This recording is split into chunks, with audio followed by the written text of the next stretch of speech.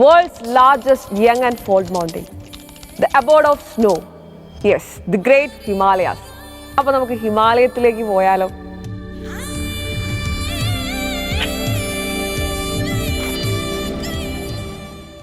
ഏകദേശം 50 മില്യൺ വർഷങ്ങൾക്ക് മുന്നേ ഇന്ത്യ പ്ലേറ്റ് യൂറേഷ്യൻ പ്ലേറ്റുമായിട്ട് കൂട്ടിയിടിക്കുന്നു, ഒരു കൺവേർജന്റ് ബൗണ്ടറി ഫോം ചെയ്യുന്നു. അതായിരുന്നു നമ്മുടെ ഗ്രേറ്റ് ഹിമാലയാസ് എന്ന് പറയുന്നത്. പാകിസ്ഥാനിലെ നങ്ക പർവ്വത് മുതൽ അരുണാചൽ പ്രദേശിലെ നംച പർവ്വത് വരെ 2400 കിലോമീറ്ററോളം ഇങ്ങനെ സ്ട്രെച്ച് ചെയ്ത് കിടക്കുന്ന സ്റ്റിൽ റൈസിംഗ് ആയിട്ടുള്ള ലോകത്തിലെ ഏറ്റവും വലിയ യങ് ആൻഡ് ഫോൾഡ് മൗണ്ടെയിൻസ് ആണ് നമ്മുടെ ഗ്രേറ്റ് ഹിമാലയ. ഹിമാലയത്തിലേക്ക് പോകുന്നതിന് മുന്നേ നമ്മൾ എന്താണ് ട്രാൻസ് ഹിമാലയ എന്ന് അറിഞ്ഞിരിക്കണം. ട്രാൻസ് ഹിമാലയ ഹിമാലയത്തിന്റെ പാർട്ടാണ് അല്ല. ട്രാൻസ് ഹിമാലയ എന്ന വേർഡിന്റെ അർത്ഥം ബിയോണ്ട് ഹിമാലയ എന്നാണ്. അതായത് ഹിമാലയത്തിനപ്പുറത്ത്, ഹിമാലയത്തിന്റെ നോർത്തേൺ സൈഡിലായിട്ടാണ് ട്രാൻസ് ഹിമാലയാസ് വരുന്നത്. 50 മില്യൺ വർഷങ്ങൾ മുന്നേ ഹിമാലയാസ് ഫോം ചെയ്തു. അതിനെ മുന്നേ ഇവിടെ ഉണ്ടായിട്ടുള്ള ആളാണ് ട്രാൻസ് ഹിമാലയ എന്ന് പറയുന്നത്. പ്രധാനമായിട്ടും 3 റേഞ്ചുകളാണ് ട്രാൻസ് ഹിമാലയത്തിൽ വരുന്നത്. നമുക്കറിയാം, Karakoram range, Ladakh range, Zanskar range.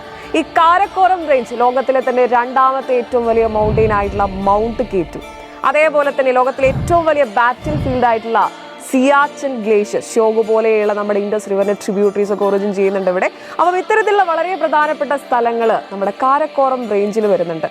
പിന്നെയാണ് നമ്മുടെ ലഡാക്ക് റേഞ്ച് വരുന്നത്, ദ ലാൻഡ് ഓഫ് പാസസ്, ചുരങ്ങളുടെ നാട്. ഒരുപാട് ഹിമാലയൻ പാസുകൾ നമുക്ക് കാണാൻ പറ്റുന്ന ഒരു ഏരിയ ആണ് ലഡാക്ക് റീജിയൻ എന്ന് പറയുന്നത്. അത് മാത്രമല്ല, ഇന്ത്യയിൽ ഒരു കോൾഡ് ഡെസേർട്ട് ആണ് ലഡാക്ക് റീജിയൻ. അത് കഴിഞ്ഞാണ് സാസ്കർ റേഞ്ച് വരുന്നത്.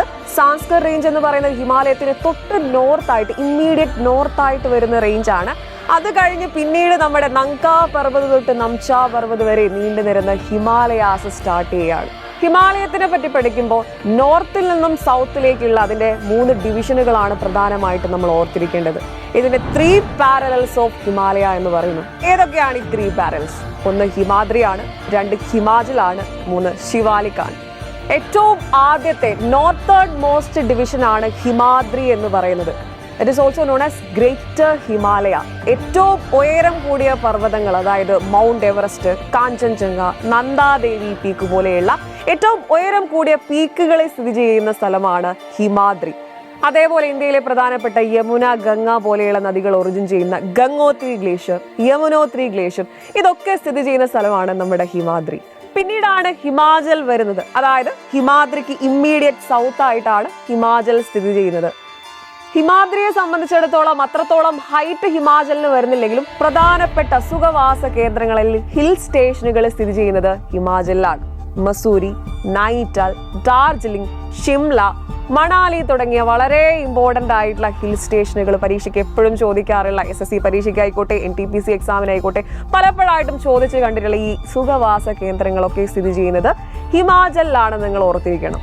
ഹിമാചൽ കഴിഞ്ഞ് ഹിമാചലിന് തൊട്ട് താഴെയായിട്ട് സത്തേർഡ് മോസ്റ്റ് ഡിവിഷൻ ആയിട്ട് നമുക്ക് കാണാൻ പറ്റുന്നതാണ് ഔട്ടർ ഹിമാലയാസ് അല്ലെങ്കിൽ ശിവാലിക്. എന്താണ് ശിവാലിക്കിന്റെ പ്രത്യേകത?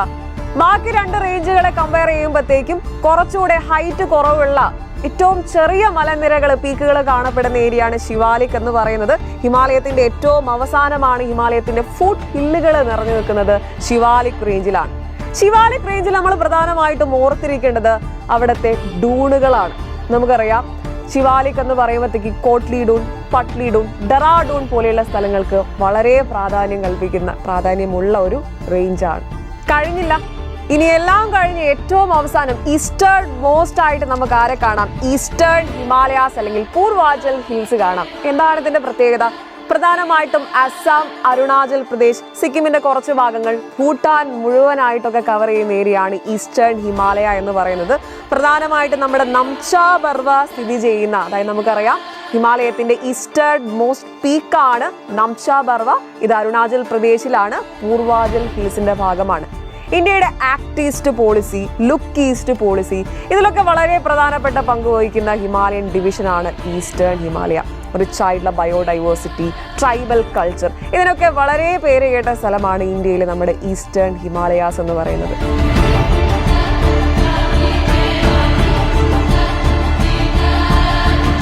ഹിമാലയത്തിന്റെ മറ്റൊരു ഇൻട്രസ്റ്റിംഗ് ഫാക്റ്റ് ആണ്, ഹിമാലയം അതിന്റെ വെസ്റ്റേൺ പാർട്ടിൽ വിട്ട് കൂടുതലാണ്, ഈസ്റ്റേൺ പാർട്ടിലേക്ക് വരുമ്പോഴത്തേക്ക് വിട്ട് കുറവാണ്. അതായത് കാശ്മീരിൽ ഏകദേശം 400 കിലോമീറ്ററോളം അധികമാണ് ഹിമാലയത്തിന്റെ വിട്ട് വരുന്നത്. പക്ഷേ ഇങ്ങ് അരുണാചൽ പ്രദേശിലേക്ക് വരുമ്പോഴത്തേക്ക് 150 കിലോമീറ്റർ ആയിട്ട് ഇതിന്റെ വിട്ട് കുറയുന്നു.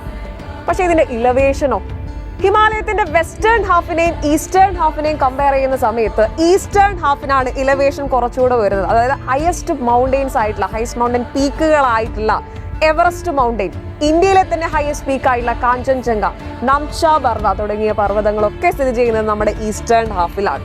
അപ്പോൾ വിട്ട് കൂടുതൽ കാശ്മീർ റീജിയനിലാണ്, വിട്ട് കുറവ് അരുണാചൽ പ്രദേശ് റീജിയനിലാണ്. പക്ഷേ ഇലവേഷൻ കൂടുതലായിട്ട് വരുന്നത് ഹിമാലയത്തിന്റെ ഈസ്റ്റേൺ ഹാഫിലാണ്. അപ്പം ഇത്രയും അടിപൊളിയായിട്ട് നമ്മൾ ഈ ഒരൊറ്റ വീഡിയോ കൊണ്ട് ഹിമാലയാസ് നല്ല അടിപൊളിയായിട്ട് പഠിച്ചിട്ടുണ്ട്. ഇനിയും ഇതുപോലെയുള്ള ജോഗ്രഫിയിലെ ഇമ്പോർട്ടൻറ്റ് ടോപ്പിക്കുകളായിട്ട് നമ്മൾ മറ്റു വീഡിയോസിൽ വരുന്നതായിരിക്കും. അപ്പോൾ എല്ലാവരെയും അടുത്ത വീഡിയോയിൽ കാണാം. ബൈ.